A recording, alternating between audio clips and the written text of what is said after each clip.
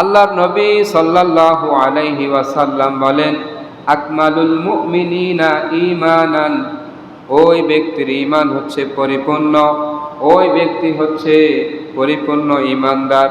আহসানুহুম খুলুকান, যার চরিত্র সুন্দর।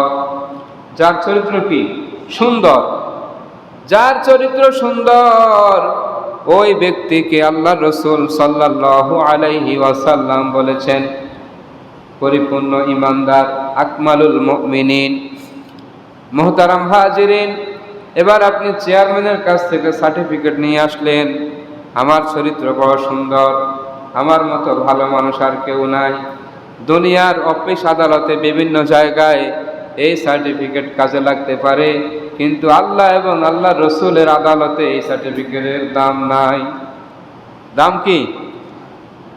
আল্লাহর পয়গম্বর বলেন, খিয়ারুকুম লিনিসাইহিম, আল্লাহর পয়গম্বর বলেন, তোমাদের মধ্যে ওই ব্যক্তি হচ্ছে উত্তম চরিত্রের অধিকারী, ওই ব্যক্তি হচ্ছে ভালো যে তার স্ত্রীর কাছে ভালো। সুবহানাল্লাহ। এবার সহজে বোঝেন, আপনার স্ত্রী যদি আপনাকে বলে আপনি ভালো, তাহলে বাস্তবেই আল্লাহ এবং আল্লাহ রসুলের কাছে আপনি ভালো। কারণ স্বামী ভালো কি খারাপ দুনিয়ার কোনো মানুষ না জানলেও সব চাইতে ভালো করে জানে স্ত্রী, ঠিক কিনা? স্বামীর চরিত্র কতটুকু ভালো, স্বামীর আখলাক কতটুকু ভালো, স্বামী কতটুকু পরহেজগার, স্বামী কতটুকু ভালো, এই বিষয় স্ত্রীর চাইতে দুনিয়ার কেউ জানে না বেশি, ঠিক না? এজন্যই আল্লাহর পয়গম্বর বলেন, খিয়ারুকুম, তোমাদের মধ্যে ওই ব্যক্তি হচ্ছে উত্তম, খিয়ারুকুম লিনিসাইহিম, যে তার স্ত্রীর কাছে উত্তম। যাকে স্ত্রী বলবে আমার স্বামী ভালো, বাস্তবেই ওই লোকটা আসলে ভালো। স্ত্রীরা যদি অবাধ্য হয় তাদেরকে কিভাবে বাধ্য করবেন? আল্লাহ তাআলা সূরা নিসার 34 নম্বর আয়াতে কারিমার মধ্যে জানিয়ে দেন, ওয়াল্লাতী তাখাফুনা নুশুজাহুন্না ফাইজুহুন্না ওয়াহজুরুহুন্না ফিল মাদাজি'i ওয়াদরিবুহুন্না। আল্লাহ তাআলা সূরা নিসার 34 নম্বর আয়াতে কারিমার মধ্যে অবাধ্য স্ত্রীদের কথা বলতে গিয়ে বলেন, যারা অবাধ্য তাদেরকে 3টি পদ্ধতিতে তোমরা বাধ্য করো। 3টি পদ্ধতির কথা বলেছেন। 3টি পদ্ধতির মধ্যে 1 নম্বর আল্লাহ তাআলা বলেন, ওয়াল্লাতী তাখাফুনা নুশুজাহুন্না, যদি তোমরা তোমাদের স্ত্রীদের মধ্য থেকে অবাধ্যতার আশঙ্কা করো, তারা উশৃঙ্খল চলাফেরা করে, তোমাদের কথাবার্তা না শুনে, নামাজ কালাম আল্লাহ এবং আল্লাহ রসুলের বিধান মতো না চলে, আল্লাহ তাআলা বলেন ফাইজুহুন্না, তাদেরকে তোমরা সৎ উপদেশ দাও। 1 নম্বর কাজ কি? ফাইজু, সৎ উপদেশ দাও, বুঝাও। আবার পিটাইতে পিটাইতে বুঝাইবেন না, গালাগালি করতে বুঝাইবেন না। আমাদের অনেক ভাইরা স্ত্রীদেরকে অকথ্য ভাষায় গালাগালি করে, আছে কিনা? আল্লাহ পাক এমন একটি শব্দ বলেছেন, ফাইজুহুন্না, ওয়াজ করো, ওয়াজ। ওয়াজের মধ্যে কেউ গালাগালি করে, মন্দ কথা বলে, বলে কিনা? বলে না। আল্লাহ তাআলা বলেন ফাইজুহুন্না, তোমাদের স্ত্রীদেরকে তোমরা ওয়াজ করো, ওয়াজ। সুবহানাল্লাহ বলেন। স্ত্রীদেরকে ওয়াজ করবেন, বুঝাবেন। যে যে বিষয়ে স্ত্রীরা অবাধ্যতা করে, উশৃঙ্খল চলাফেরা করে, তাদেরকে 1 নম্বর কাজ হচ্ছে বুঝাবেন, সৎ উপদেশ দিবেন, বুঝাবেন। আল্লাহ তাআলা বলেন, এই বোঝানোর পরেও যদি কাজ না হয়, তারা যদি অবাধ্যতা থেকে ফিরে না আসে, আল্লাহ তাআলা বলেন ওয়াহজুরুহুন্না ফিল মাদাজি'i, তাহলে তাদের সাথে বিছানা ত্যাগ করো। কি সুন্দর সিস্টেম! ইসলামের সবগুলো নিয়ম সুন্দর, চমৎকার। আল্লাহ তাআলা বলেন, তোমাদের স্ত্রীরা যদি অবাধ্যতা হয়, তোমাদের কথা না শুনে যদি আল্লাহ এবং আল্লাহ রসুলের হুকুম আহকাম মতো না চলে, ওয়াহজুরুহুন্না ফিল মাদাজি'i, তাদের থেকে বিছানা আলাদা করো। বিছানা আলাদা কোথায় করবেন? হয়তো সে খাটের মধ্যে ঘুমাবে, আপনি নিচে ঘুমাবেন। খাটের মধ্যে সে ঘুমাবে, আপনি নিচে ঘুমাবেন। সে নিচে ঘুমালে আপনি খাটে ঘুমাবেন। এভাবে চলবে। কতদিন চলবে? এর লিমিট হচ্ছে 4 মাস পর্যন্ত। 4 মাস পর্যন্ত আপনি এভাবে আলাদা ঘুমাতে পারবেন। আলাদা ঘুমালেন। এর মধ্যে যদি সে তার ভুল না বুঝে, এর মধ্যে যদি সে সংশোধিত না হয়, এর মধ্যে যদি সে ফিরে না আসে, এরপরেও যদি সে অবাধ্যতা করে, এরপরেও যদি সে শরীয়তের হুকুম আহকাম মেনে না চলে, 3 নাম্বার পদক্ষেপ হচ্ছে আল্লাহ তাআলা বলেন অদ্রিবুহুন্না, তাদেরকে মৃদু প্রহার করো। মৃদু প্রহার করো, মৃদু প্রহার, হালকা আঘাত করো। হালকা আঘাত কিরকম করবেন? হাদিস শরীফের মধ্যে আল্লাহ রসুল সাল্লাল্লাহু আলাইহি ওয়াসাল্লাম এর একটা ধারণা দিচ্ছেন। আল্লাহর পয়গম্বর সাল্লাল্লাহু আলাইহি ওয়াসাল্লাম বলেন ওয়াদরিবুহুন্না দরবান গায়রা মুবাররিহ, তোমরা তোমাদের স্ত্রীদেরকে এমন ভাবে প্রহার করো যেন তারা আঘাত না পায়। সুবহানাল্লাহ বলেন। এমন ভাবে মারো যেন তারা আঘাত না পায়। আচ্ছা বলেন তো, আপনি এমন ভাবে মারবেন আবার আঘাতও পাইতো না, এটা কিরকম মায়ের? এটা কিরকম প্রহার করা? এজন্য মুফাসসিরিনে ইকরাম, মুহাদ্দিসিনে ইকরাম এর ব্যাখ্যা করেন, তাদেরকে প্রহার করা মানে তাদেরকে লজ্জা দেওয়া। আপনি তো এমন পিটান পিটাইছেন, আলীগঞ্জ লয় না, কুমিল্লাও লয় না, সরাসরি ঢাকা নেওয়া লাগে। আবার বলেন যে আল্লাহ রসুল তো বলছে আঘাত করার জন্য, অদ্রিবুহুন্না, তাদেরকে পিটাও। আল্লাহ রসুল এই কথা বলেছেন না? বলেছেন এমন ভাবে আঘাত, এমন ভাবে তাদেরকে প্রহার করো যেন তারা কষ্ট না পায়, আঘাত না পায়। এর ব্যাখ্যা হচ্ছে তাদেরকে হাতের মধ্যে হতে পারে এত মেসওয়াক পরিমাণ, এই পরিমাণ মেসওয়াক দিয়ে আঘাত করো। কেউ কেউ বলেছেন তাদেরকে বালিশ দিয়ে মারো। যাই হোক, আপনি তাকে লজ্জা দেওয়া যে তোমাকে আমি এত ভালোবাসতাম, তোমাকে আমি এত মায়া করতাম, মহব্বত করতাম, আজকে আমি তোমাকে মেসওয়াক দিয়ে মারলাম, তোমার গায়ে আজকে আমি হাত তুললাম। এটা বোঝানোর জন্য যে তোমাকে আমি আঘাত করলাম, তোমার গায়ে আমি হাত তুললাম, হাত তুলতে বাধ্য হলাম। কিন্তু আমরা তো এটা করি না। আমরা পিটাইতে পিটাইতে সবাই ফেলাই। আশেপাশের ঘর থেকে কয়েকজন আসি ধরলে তাদেরকেও পিটাই। কি বলেন? মনে হয় যেন আমি যুদ্ধের ময়দানে নামছি। কি বলেন? আল্লাহ রসুল সাল্লাল্লাহু আলাইহি ওয়াসাল্লাম আবু দাউদ শরীফের এক হাদিসের মধ্যে এদেরকে ধমক দিচ্ছেন, যারা স্ত্রীদেরকে এমন বেধড়ক মারপিট করে। আল্লাহর পয়গম্বর বলেন তোমাদের মধ্যে এমন কিছু লোক রয়েছে যারা স্ত্রীদেরকে এমনভাবে আঘাত করে মনে হয় যেন গোলামকে আঘাত করতেছে, চাকর চাকরানিকে আঘাত করতেছে, গোলামকে মারতেছে। আল্লাহর নবী বলেন তোমাদের লজ্জা নাই, তোমাদের শরম নাই, অথচ দিন শেষে গিয়ে তোমরা তোমার স্ত্রীর বিছানায় আবার ঘুমাও। সারাদিন মারি পিটি কিলাই কন্যাই, রাত কইলে আবার যাই তার সাথে ঘুমাই। আসলে তো আমাদের লজ্জা নাই। কি বলেন? তাহলে আঘাত করার যে কথা, হালকা মৃদু প্রহার করা, তাহলে কয়টা পদ্ধতি গেল? 3টা। কয়টা বলেন? 3টা। 1 নাম্বার কি?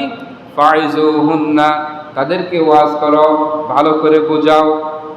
2 নাম্বার হচ্ছে ওয়াহজুরুহুন্না ফিল মাদাজি'i, তাদের থেকে বিছানা আলাদা করে ফেলো, বিছানা আলাদা করো। 3 নাম্বার হচ্ছে ওয়াদরিবুহুন্না, তাদেরকে মৃদু প্রহার করো, হালকা প্রহার করো। এই 3টা পদক্ষেপ নিলেন। এরপরও যদি আপনার স্ত্রী অবাধ্যতার মধ্যে থাকে, এরপরও যদি আপনার স্ত্রী ভালো না হয়, এরপরও যদি স্ত্রী আল্লাহ এবং আল্লাহ রসুলের হুকুম আহকামগুলো মেনে না চলে, এরপরেও যদি আপনার কথাগুলো না শুনে, তারপর সূরা নিসার ৩৫ নম্বর আয়াতের মধ্যে আল্লাহ তাআলা বলেন, স্ত্রীর পক্ষ থেকে এবং স্বামীর পক্ষ থেকে, দুই পক্ষ থেকে সালিশের ব্যবস্থা করো, সালিশের ব্যবস্থা করো।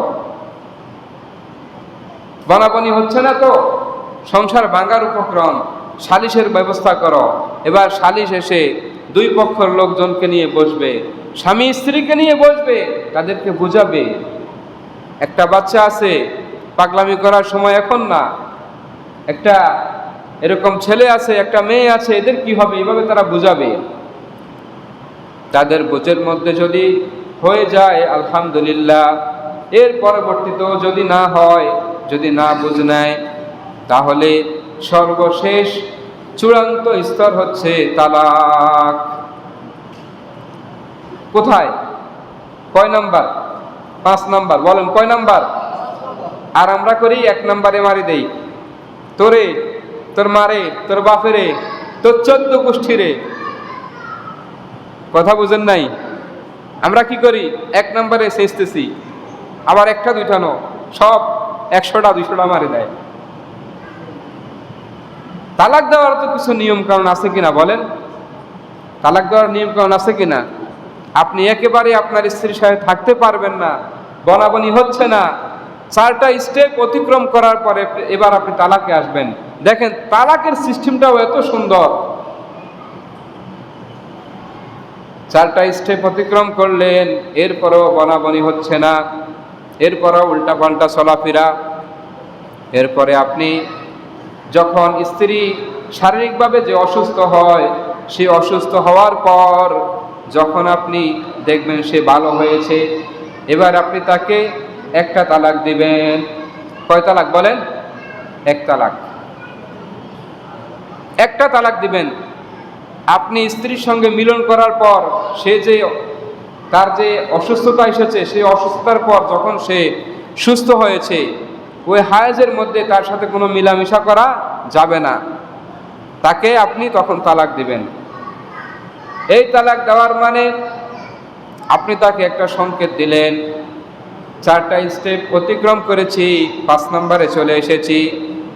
এবার তুমি চিন্তা ভাবনা করে দেখো, তুমি কি ভালো হইবা না ভালো হইবা না, তুমি কি সংসার করবা নাকি করবা না। আবার অনেকে কি করে, আমাদের কাছে তালাকের মশালা নিয়ে আসে, হুজুর রাগের মাথায় তালাক দিয়ে ফেলছি। আচ্ছা আমরা বলি কোন, কেউ কি হাসতে হাসতে বউরে তালাক দেয়? আদর সোহাগ করে তালাক দেয় কেউ? নাকি রাগ উঠলেই তালাক দেয়? বলেন তো।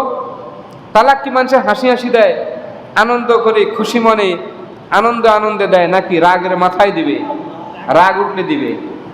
তার উপর অনেক বেশি ক্ষোভ, অনেক বেশি তার উপর কষ্ট, এগুলোর বহিঃপ্রকাশ হচ্ছে তালাক, ঠিক না? ইসলাম কত সুন্দর। ইসলাম বলে তোমার স্ত্রী যখন অসুস্থতা থেকে ভালো হয় তখন তুমি তালাক দাও।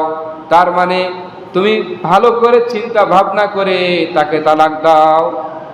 আরেকটা বিষয় এখানে, স্ত্রী যখন 4 দিন 5 দিন 6 দিন 7 দিন অসুস্থ ছিল, তোমার কাছ থেকে দূরে ছিল, তোমার কাছ থেকে 6-7 দিন দূরে থাকার কারণে হতে পারে তোমার প্রতি, স্ত্রীর প্রতি একটা আকর্ষণ হবে। এই আকর্ষণের মধ্যে যদি তোমরা মিলামিশা করে ফেলো, পরস্পরের কাছে চলে আসো, তাহলে তালাকটা দূরে চলে যাবে। দেখেন ইসলাম কত সুন্দর। এজন্য বলেছে তাকে ভালো হতে দাও। ভালো হওয়ার পর তোমার একটা আকর্ষণ তার প্রতি থাকবে কিনা? থাকবে। ওই আকর্ষণকেও ত্যাগ করে যখন তুমি তাকে তালাক বলবা, শরীয়ত মনে করবে আসলেই তুমি তাকে বুঝে শুনে সৎ জ্ঞানে সৎ ইচ্ছায় চিন্তা ভাবনা করে তুমি তাকে তালাক দিয়েছ। এবার 1 তালাক দেওয়ার পর 3 মাস অর্থাৎ 3টা হায়েজ পর্যন্ত অপেক্ষা করবেন, দেখবেন সে ভালো হয় কিনা। যদি এর মধ্যে সে ভালো হয়ে যায় তাহলে আপনি তার সাথে আবার তাকে গ্রহণ করবেন। হুজুরও লাগবে না, কাজীও লাগবে না, কোনো কিছু লাগবে না। আপনি তাকে গ্রহণ করলেন, এমনিতে গ্রহণ করলেন, তার কাছে গেলেন, স্বামী স্ত্রীর সম্পর্ক করলেন, আপনাদের বিয়ে ঠিক আছে, কিন্তু 3টা হায়েজ শেষ হয়ে 4টার মধ্যে পড়ে গেছে, আপনি তার কাছে গেলেন না, তাহলে একজন হুজুর এনে, একজন ইমাম সাহেব এনে বিবাহ নবান্ন করা লাগবে, নতুন করে বিবাহ করানো লাগবে। কিন্তু যদি 3টার মধ্যে আপনি তাকে নিয়ে নেন, ভুল বুঝাবুঝি শেষ, সেও বুঝতে পারছে যে আসলে আমি ভুল করছি, বা আপনিও বুঝতে পারছেন, অনুশোচনা করছেন, দুজনে দুজনের কাছে চলে গেলেন, সমস্যা সমাধান হয়ে গেছে। কিন্তু না, যদি 3টার মধ্যে না হয়, হ্যাঁ, আপনি যদি 1টার মধ্যে দেখেন তাকে যে সে উচ্ছৃঙ্খল, আগে থেকে আরো বেশি হয়ে গেছে, আপনি 1 মাস অতিক্রম করার পর পরের মাসে আরেকটা দিতে পারবেন, কিন্তু তার কাছে যেতে পারবেন না। তার সাথে শারীরিক সম্পর্ক করলে আবার 1 মাস অপেক্ষা করতে হবে। 2য় তালাক দেওয়ার পর এবার সে আরেকটু অনুশোচনা করবে, আপনিও আরেকটু অনুশোচনা করবেন। 2য় তালাক দেওয়ার পরও একই সিস্টেম। 3 মাসের মধ্যে যদি আপনি স্ত্রীকে গ্রহণ করেন, তাহলে হুজুর লাগবে না, বিবাহ পড়ানো লাগবে না, কিছু করা লাগবে না। কিন্তু 3 মাস অতিক্রম হয়ে, 3টা হায়েজ অতিক্রম হয়ে 4টার মধ্যে চলে গেছে, তাহলে এবারও ফিরিয়ে আনার একটা সুযোগ আছে, এবার বিবাহ নবান্ন করে আবার সুযোগ আছে। এরপর যদি আপনি 3য় তালাক বলেন, 3য় তালাক বলার পর আপনার জন্য চিরতরে এই স্ত্রী হারাম, চিরতরে হারাম হয়ে যাবে। তখন ইমাম সাহেবের পায়ে ধরবেন, খতিব সাহেবের পায়ে ধরবেন, কোনো লাভ হবে না।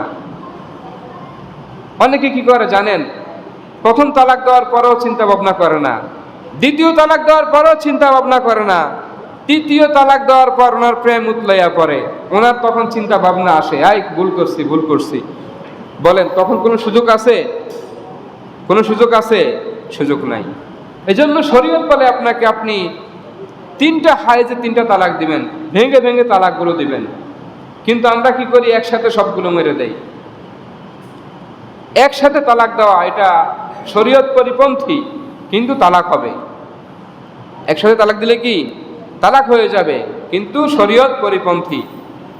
ওমর রাদিয়াল্লাহু তাআলা আনহুর জামানায় এক ব্যক্তি স্ত্রীকে 100 তালাক দিছে।